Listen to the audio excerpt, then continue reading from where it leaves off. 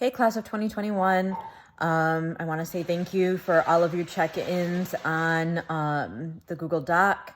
And by the results of it, a lot of you guys were binging Tiger King as well during this time off. So yay, that was not a waste of time at all, was it? And yes, I think most of us are in the same boat that Carol Baskins did, in fact, kill her husband and feed him to the tigers. How sick and sad is that? So now that that's out of the way, let's talk about what we are supposed to be talking about, our curriculum for this week. So we're going to talk about some further reading that you're going to be doing. So here we go. Let's go do another week.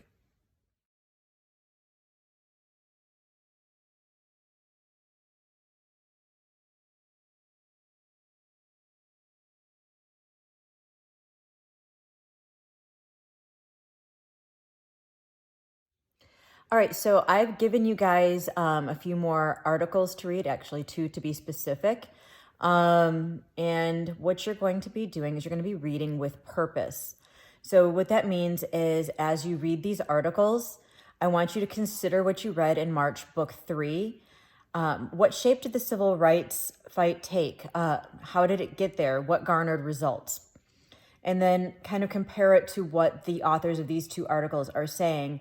And then keep in mind the topic that you have already chosen to talk about, the civil rights struggle that we're still dealing with today, and how are these fights evolving and what's going on with those fights.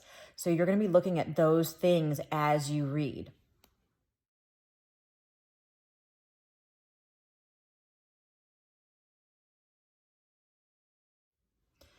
I've given you a chart. It's not due this week, but I want you to kind of get a good start on it this week. It'll be due next week as part of next week's activity. So what you're going to do is you're going to fill this in as you read. It's got questions, it's got prompts. It wants you to give evidence and your thoughts on those evidence and that evidence. Those are things that are going to help you write your essay that you're going to be working on. Oh, did I say essay? I did. Oh my God, it's English class and it's an ERWC class. Oh my gosh, there's an essay. Big surprise, right?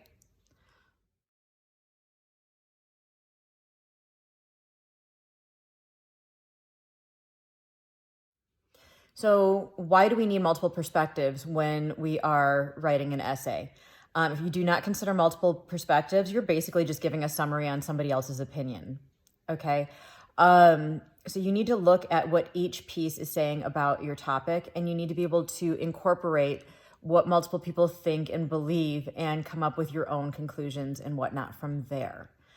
That's what lends validity to what you're saying. Like I said, if not, it's just a summary. So we want those multiple perspectives, and we want you to kind of dig a little deeper as you're writing.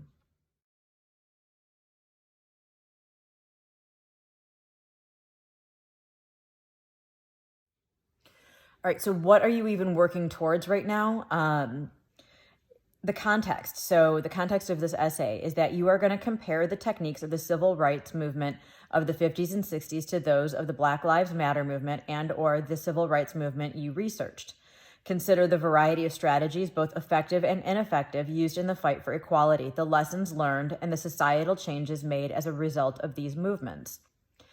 And then the prompt is, what should the civil rights movement look like today? Develop an assertion that answers the prompt using at least 2 module texts as support. So it's actually going to be 2 module texts. So it could be like March Book 3 in one of the articles, the Bill of Rights, one of the articles, March and the Bill of Rights. And then there's actually going to be a third piece, which is going to be an article that you're researching on your own. So this is a little bit deeper than what you're seeing on the slide.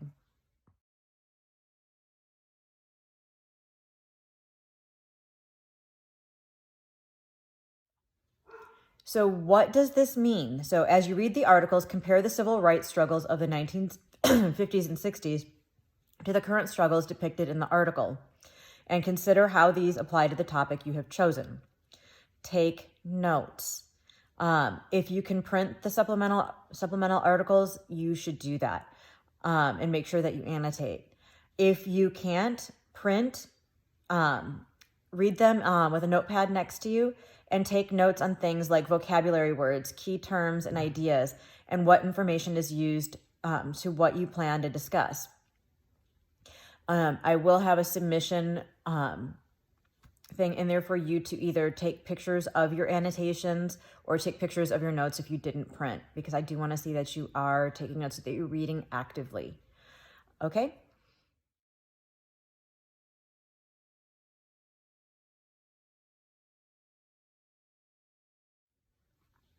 Your discussion. So your discussion board this week will be addressing an article response. You can choose to respond to one or both articles. I will have an example in there for you so you can see what I'm looking for. I want you to talk about what points were the authors trying to make. Do you think they were effective in their arguments? Why or why not? You will create a level 3 question revolving around the article or articles, and like basically what questions do you have for your classmates because of this reading? You will respond to at least 2 classmates' questions for full credit. I also want to kind of go on and address the annotations a little bit further.